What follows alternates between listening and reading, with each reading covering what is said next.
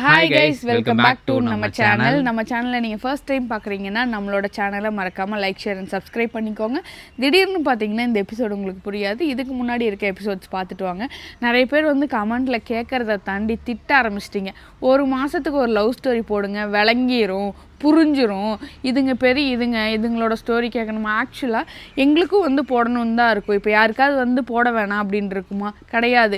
போன வாரம் ஃபுல்லாக ஆல்பர்ட்டுக்கு உடம்பு சரியில்லை, காருக்கு உடம்பு சரியில்லை, வியானுக்கு உடம்பு சரியில்லை, எனக்கு உடம்பு சரியில்லை.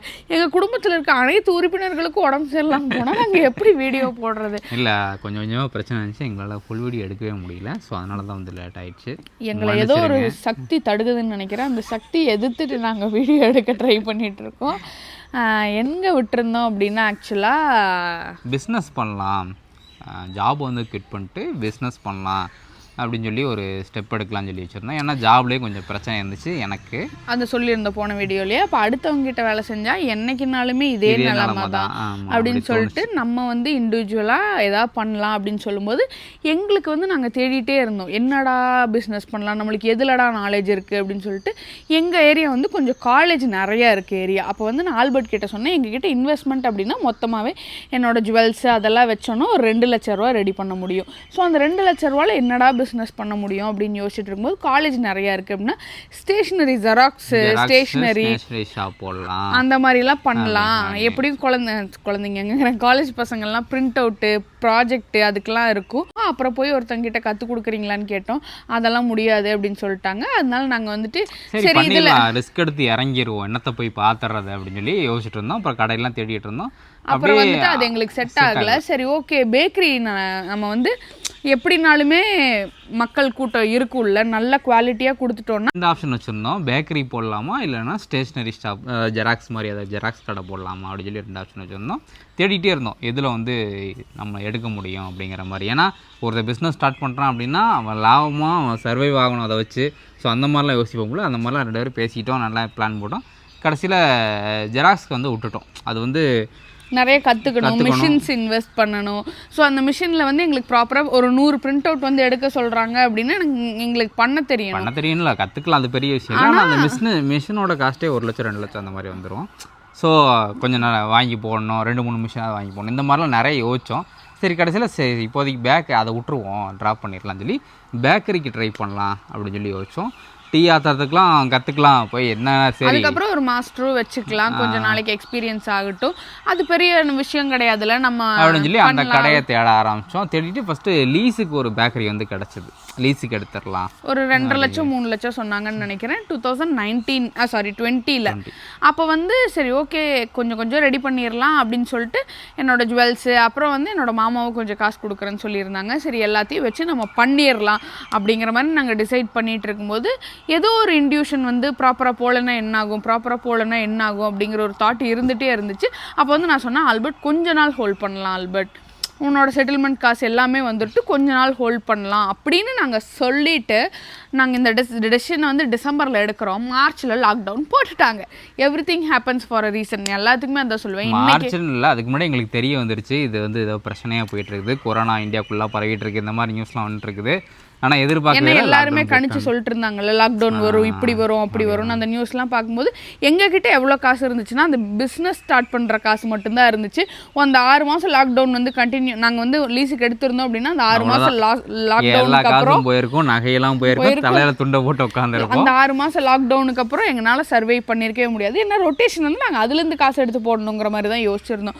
ஸோ இன்றைக்கி நீங்கள் ஒரு விஷயம் யோசிச்சுட்டு இருக்கீங்க, இன்றைக்கி உங்களுக்கு அது நடக்கலை, ஏதோ ஒரு காரணத்தினால தள்ளி போகுது அப்படின்னா அது வந்து நல்லதுக்கு மட்டும்தான். அன்னைக்கு நாங்கள் அந்த பிஸ்னஸ் எடுத்திருந்தோம் அப்படின்னா அந்த பிஸ்னஸும் எங்களால் ரன் பண்ணியிருக்க முடியாது.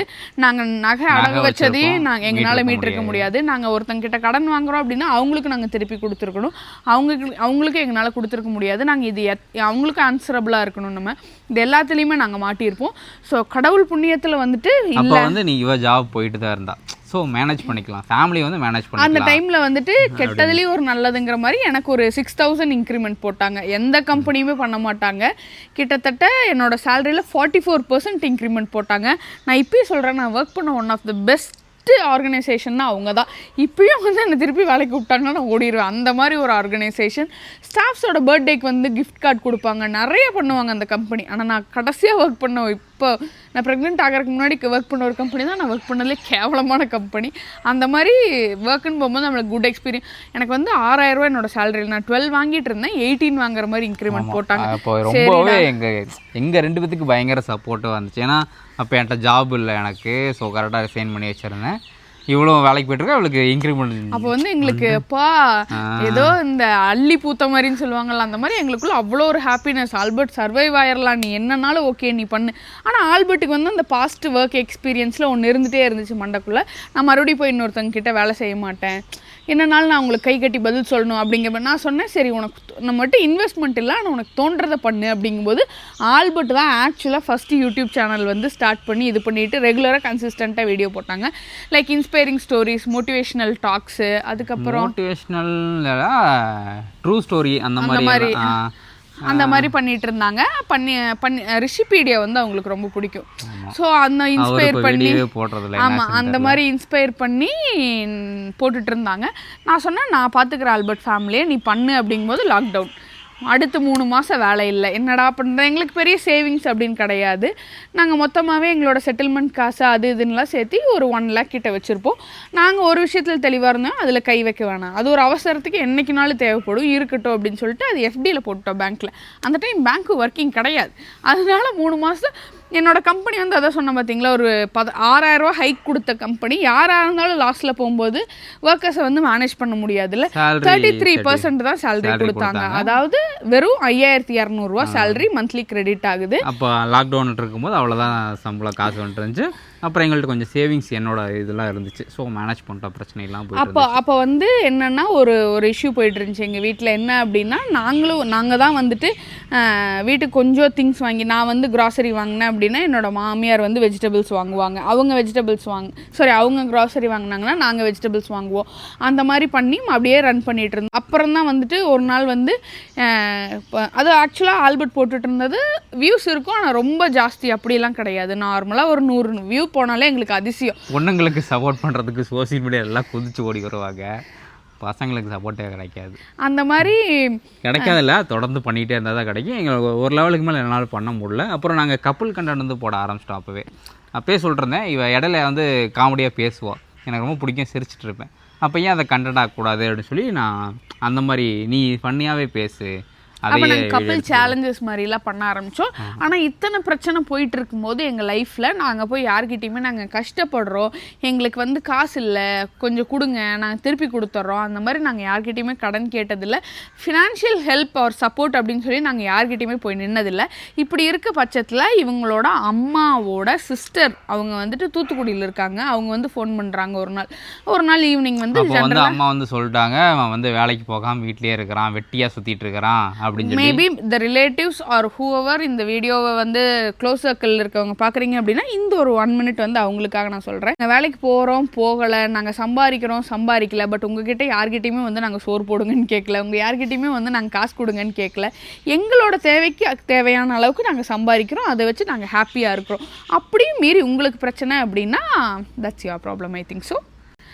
அப்போ வந்து அவங்க ஃபோன் பண்ணி கொஞ்சம் கடுப்பேற்றுற மாதிரி பேசி விட்டாங்க. நானும் என்ன சொன்னாங்கன்னா, நீ வந்துட்டு தண்டமாக இருக்க, இத்தனை வயசாகி உங்கள் அம்மாவை வேலைக்கு போய் உன்னால் பார்த்துக்க முடியல, நீ வந்து இன்னியும் வந்து தண்டசோறு சாப்பிட்ருக்க, உனக்கு வந்து நீ எல்லாம் உருப்படவே மாட்ட வாழ்க்கையில், நீ இதுக்கு இந்த லெவல்லையே தான் இருப்ப, இதுக்கு மேலே போக மாட்டேன் அப்படின்னு. இந்த வீடியோ நீங்கள் கண்டிப்பாக பார்ப்பீங்கன்னு நினைக்கிறேன். ஒன்றே ஒன்று உங்களுக்கு சொல்லணும்னு நினைக்கிறேன். நீங்கள் சொன்ன லெவல்லேருந்து ஆக்சுவலாக நாங்கள் என்றைக்கோ மேலே போயிட்டோம். Life's are changing into heaven. Thank you அந்த சாபோல எங்களுக்கு விட்டதுக்கு. அப்புறம் அப்படி ரொம்ப ஒரு மாதிரி நெகட்டிவாகவே போயிட்டு இருந்துச்சு. எங்கே திரும்பினாலும் ஆல்பர்ட் வேலைக்கு போகல. இப்படி இருக்கும்போது ஒரு மிடில் கிளாஸ் பொண்ணு, ஒரு மிடில் கிளாஸ் பையன், அப்படின்னா எங்களுக்கான ஆசைகள் தேவைகள்லாம் இருக்கும்ல. எங்களுக்கு வந்து ஹோண்டா அமேஸ் கார் ரொம்ப பிடிக்கும். எங்களோட ட்ரீம் கார்னா ஹோண்டா அமேஸ் அந்த மாதிரி. ஏன்னா ஒரு 3 lakhs 4 lakhs பட்ஜெட் தான் எங்களால் அஃபோர்ட் பண்ண முடியும். அதுவே எங்களுக்கு ரொம்ப இமயமலை எட்டாக்கணி அந்த மாதிரி நாங்களாம் கார் வாங்குவோமா லைஃப்ல. 4 லட்சம் அப்படிங்கிறது எங்களோட மொத்தையும் புரட்டினாலும் 4 லட்சம் வராது. அந்த மாதிரி இருந்தோம்.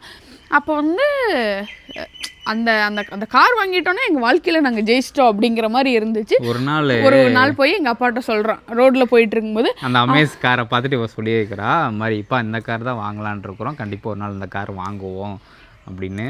ஆனால் அவர் ஒரு நாளாக செருப்பில் அடித்த மாதிரி ஒன்று சொல்லியிருக்கிறாரு, இந்த காரோட டயர் கூட நீ வாங்க மாட்ட அப்படின்னு சொன்னார். லவ் மேரேஜ் பண்ணிட்டோம். எனக்கு இதுக்கு வேண்டியே வாங்கணும்னு தோணுது. அதை ஹோண்டா அமேஸ் ஆக்சுவலாக இப்போ நாங்கள் ஹோண்டா அமேஸ் வாங்கல, ஃபோர்ட் ஃபியஸ்டா வச்சுருக்கோம். பட் ஹோண்டா அமேஸை விட 1 lakh தான் கம்மி. நாங்கள் இப்போ வாங்கின ஃபோர்ட் ஃபியஸ்டா வந்து 3 lakhsக்கு வாங்கினோம். ஹோண்டா அமேஸ் வந்து இப்போ 4 lakhs பட்ஜெட்டில் இருக்குது. ஸோ அதனால இல்லை, ஏன் 3 lakhsன்னு ஒன்று ஜாஸ்தின்னு சொல்லுவாங்க, அது ரொம்ப கம்மியாக ஓடின கார். அதனால எங்களுக்கு கொஞ்சம் நல்லதாக கிடச்சிது, விட மனசு இல்லை. அதனால கொழுப்பெடுத்து போய் தான் நான் தான் சரி வாங்கிடலாம் அப்படின்னு வாங்கினோம்.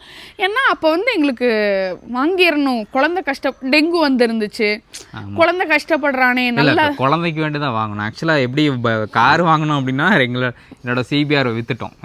ஆக்சுவலாக இன்ஸ்டாவில் பார்த்துருக்கவங்களுக்கு தெரியும், ரொம்ப நாளாக ஃபாலோ பண்ணுறவங்களுக்கு தெரியும். இன்ஸ்டாவில் கூட ஸ்டோரி போட்டிருந்தேன், யாராவது வண்டி வாங்குறீங்கன்னா என் வண்டி வாங்கிக்கங்கன்னு சொல்லி. அதே மாதிரி இவளோட டியோ ஒன்று வச்சுருந்தா அதையும் விற்றுட்டோம். ஸோ 2 எங்களுக்கு 3 வண்டியெல்லாம் மேனேஜ் பண்ண முடியல, அது வந்து சும்மாவே நிற்கிது வண்டிகள்லாம். ஸோ அந்த வண்டியெல்லாம் விற்றுட்டு என்னோட ஜுவல்ஸை கொண்டு போய் ஒரு 2 lakhsக்கு நாங்கள் அடகு வச்சு 3 lakhsக்கு கார் வாங்கினோம். அதுக்கப்புறம் வந்து அப்படி போச்சா, ஐயோ எதுக்கு இது இழுத்தேன், இந்த டயர் கூட நீ வாங்க மாட்டே அப்படின்னாரு எங்கள் அப்பா. அதுக்கப்புறம் வந்து எனக்கு என்ன தோணுச்சுன்னா, லவ் மேரேஜ் பண்ணிட்டோம், நம்ம வந்து யார்கிட்டையுமே காசு வேணும்னு போய் இது வரைக்கும் நிற்கல. நாங்கள் சண்டை போடுவோம், பயங்கரமாக சண்டை போடுவோம். அப்படியே சண்டை வந்துச்சுன்னா அப்படியே குபீர் குப்புன்னுலாம் அப்படி எக்ஸ்ட்ரீம் போகும்போது சொல்கிறேன். ஆனால் இது வரைக்கும் எங்களுக்குள்ள பிரச்சனை, எங்களை சமாதானப்படுத்தி வைங்கன்னு நாங்கள் யார்கிட்டையும் எவ்வளோ உச்சபட்ச சண்டையாக இருந்தாலும் நானும் ஆல்பர்ட்டுமே தான் அதை சரி பண்ணுவோம். அண்ட் மேக்ஸிமம் ஒரே ஒரு நாள் தான், உச்சமாக போச்சுன்னா ஒரு நாள், இல்லைன்னா அரை நாள் 2 மணி நேரம், அவ்வளோதான். அதுக்கு மேலெலாம் நாங்கள் பேசாமல் இருந்ததே கிடையாது. ஏன்னா இருக்க முடியாது, நோண்டிகிட்டே தான் இருக்கணும் அந்த மாதிரி. அதுக்கப்புறம் வந்து என்னடா லவ் மேரேஜ் பண்ணிட்டோம் இப்படி சொல்கிறாங்களே, நம்ம யார்கிட்டையும் போய் நிற்கல, ஆனாலும் நம்மளை வந்து தாழ்த்தி இப்படி எல்லாரும் மட்டும் தட்டிகிட்டே இருக்காங்களே என்னடா அப்படிங்கும்போது, அந்த கம்பெனி வந்து நான் ஸ்பாட்டனுக்கு வேலைக்கு போயிட்டு இருந்தேன்னா அந்த கம்பெனி வந்து ஃபுல்லாக லாஸ் ஆகிடுச்சு. அவங்க வந்து என்ன சொல்லிட்டாங்கன்னா, லாக்டவுன்னால நம்ம வந்து ஆப்ரேஷன்ஸை ஷட் டவுன் பண்ணுறோம் அப்படின்னு சொல்லிட்டாங்க. ஷாப் வந்து க்ளோஸ் பண்ணுறோம். என்னடா இது தலையெழுத்து, நம்மளாம் வாழவே முடியாது. நான் நிறைய நாள் இது வந்து தப்பான முடிவு தான், நான் மீடியாவில் கன்ஃபஸ் பண்ணுறேன், முடிச்சுக்கலாமா லைஃப்பை அப்படின்னு கூட நான் ஆல்பர்ட் கிட்ட கேட்டிருக்கேன். வியான் பிறந்ததுக்கு அப்புறமும் நான் நிறைய நாள் கேட்டிருக்கேன். டிப்ரெஷனோட உச்சக்கட்டத்துக்கு போயிடுவா, அப்போ நான் உட்காந்து சமாதானப்படுத்திட்டு இருப்பேன், அமைதியாக. அது தப்பான முடிவு தான். இன்றைக்கி நாங்கள் வந்து நல்லா இருக்கோம், அதே மாதிரி எல்லாத்தோட லைஃப்பும் ஒரு நாள் மாறும். அதான் இன்றைக்கி ஒரு விஷயம் நடக்காமல் போகுது அப்படின்னா அது ஏதோ ஒரு நல்லதுக்காக தான், அதை மட்டும் மைண்டில் வச்சுக்கோங்க. அதுக்கப்புறம் அந்த கம்பெனியை வந்து க்ளோஸ் பண்ணிட்டாங்க. அப்போ ஆல்பர்ட்டும் வேலை இல்லை, நானும் வேலை இல்லை, என்னடா பண்ணுறது அப்படின்னு சொல்லி ஒரு சைடு அப்படியே எங்களுக்கு பைத்தியம் பிடிக்குது. அப்போ நான் சொன்னேன், அப்பயும் நான் ஆல்பர்ட் கிட்ட சொன்னேன், விடு பார்த்துக்கலாம், பிரச்சனை இல்லை, நான் எங்கேயாவது வேலைக்கு போயிடுறேன் அப்படின்னு சொல்லிட்டு.